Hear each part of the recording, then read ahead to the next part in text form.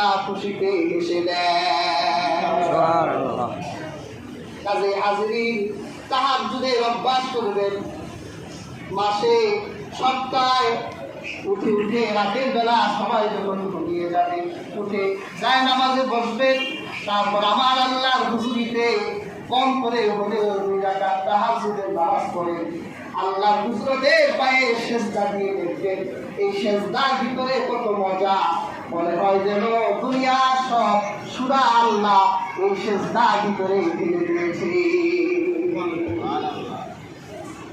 যখন 2 হাত তুলবেন, এই নামাজ সমাপ্ত করে والذين يقولون ربنا اصرف عنا عذاب جهنم إن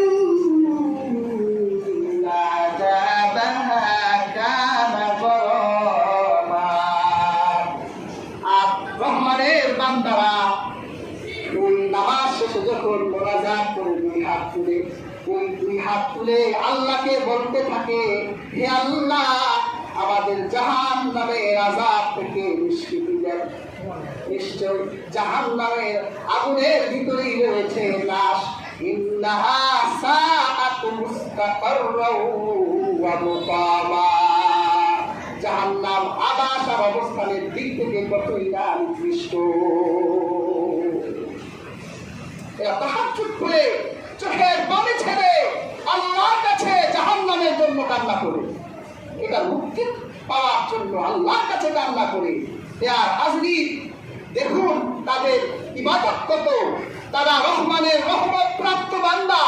পৃথিবীতে চলার সময় নম্রভাবে চলে, রাতের বেলা আল্লাহর হুজুরিতে কিয়ামুল লাইল আদায় করে, এরপরে মোনাজাতে কান্না করতে থাকে, আল্লাহ আমাদেরকে আযাব থেকে বাঁচান। আর আমরা নামাজও করি না, কিয়ামুল লাইলও করি না, আমাদের ভিতরে ভদ্রতাও নাই, স্বাধীনতা বোধ নাই, আল্লাহর কাছে 2 হাত তুলে দোয়াও করি না, জাহান্নাম থেকে বাঁচতেও চাই না।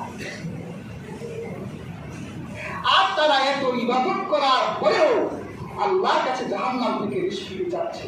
হাদিসে নববীতে এসেছে, আল্লাহ বনী ইসরাঈলের এক নবীকে বলেছিলেন, তুমি তোমার উম্মতদেরকে বলো, তোমার উম্মতের মধ্যে যারা পুণ্যবান, নেককার, সৎকার, যারা আমার ইবাদতে যারা মগ্ন থাকে, তাদেরকে বলো তারা যাতে তাদের এই ইবাদত দিয়ে জান্নাতের আশা না করে। কারণ এটাও এক ধরনের দাম্ভিকতা। দেখেন না, অনেক লোক ফজর করে না, তাহাজ্জুদ করে। তারপর আমার সকালবেলা গল্প করে, ভাই উঠছি রাত 3টা বাজে, উঠেই ওযু করলাম, তাদের সামনে উঠে তাহাজ্জুদের নামাজ পড়লাম। ফজর জোহরে দেখা যায় না, আসরে দেখা যায় না, তাহাজ্জুদ করে এটা নিয়ে আবার গল্প করে। মিয়া সাহেব, আমল যদি বেশি করে শয়তান ওই আমলকারীকেও দাম্ভিক আর গর্ববোধকারী বানায় দেয়, অহংকারী বানায় দেয়। আব্দুল কাদের জিলানী একদিন ওযু করতেছে, শয়তান তার কাছে আসছে, এসে বলছে, শাইখুনা আব্দুল কাদের জিলানী, আপনি তো এই যুগে সবচেয়ে বড় আবেদ। আব্দুল কাদের জিলানী চিন্তা করলো, আমার এমন প্রশংসা, ইবাদতের প্রশংসা করছে, এটা তো শয়তান ছাড়া আর কেউ না। আব্দুল কাদের জিলানী বললেন, হে বেটা, তুই তো আমার ইবাদত ধ্বংস করতে আসছস, তোর তো আমি চিনছি তুই শয়তান, তাড়াতাড়ি ভাগ। তো শয়তান দৌড়াচ্ছে আর বলছে, আব্দুল কাদের জিলানী, তুমি বেঁচে গেলে কেন জানো? তুমি বেঁচে গেলে কারণ তোমার ভিতরে এলেম আছে, তোমার এলেম তোমাকে বাঁচাই দিল। তখন আব্দুল কাদের জিলানী বলল, তুই তো আবার আমার গুলি করছিস, আমার এলমের লোক দেখাইতেছস যে আমি অনেক বড় আলেমের জন্য বেঁচে গেলাম, তাড়াতাড়ি ভাগ এখান থেকে। বেশি এলেমও মানুষকে আবু জাহেল বানায় দেয়, অহংকারী বানায় দেয়, দাম্ভিক বানায় দেয়। বেশি ইবাদত মানুষকে দাম্ভিক অহংকারী বানিয়ে দেয়, যে ব্যক্তি তার ইবাদত দিয়ে গর্ববোধ করে।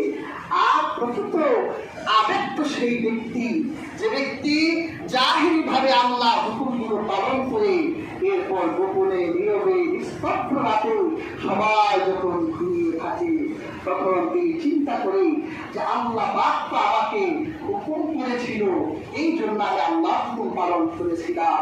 কিন্তু আমার যে আল্লাহ, যার আকাশের নিচে আমি থাকি, যার দেওয়া সূর্যের আলো আমি গ্রহণ করি, যার দেওয়া অসংখ্য গুলি আমল ভোগ করি, সে আল্লাহর ইবাদত কি আমার পক্ষ থেকে আমি করবো না?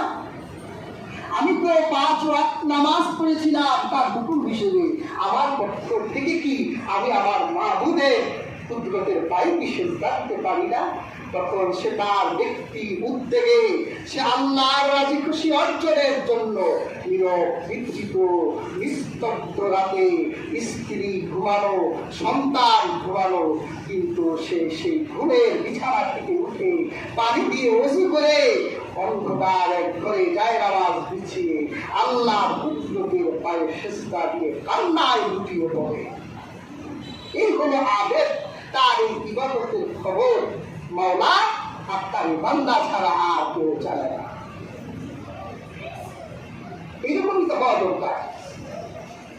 কাজেই হাজরিন, আমরা তাহাজ্জুদের অভ্যাস করব, 5 ওয়াক্ত নামাজ তো করবই, আমরা আমাদের উদ্যোগে আমাদের আল্লাহ সন্তুষ্টির জন্য আমরা তাহাজ্জুদের নামাজের প্রতিও আমরা উদ্বুদ্ধ হব, উৎসাহিত হব।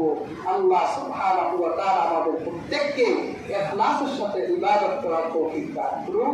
আমিন।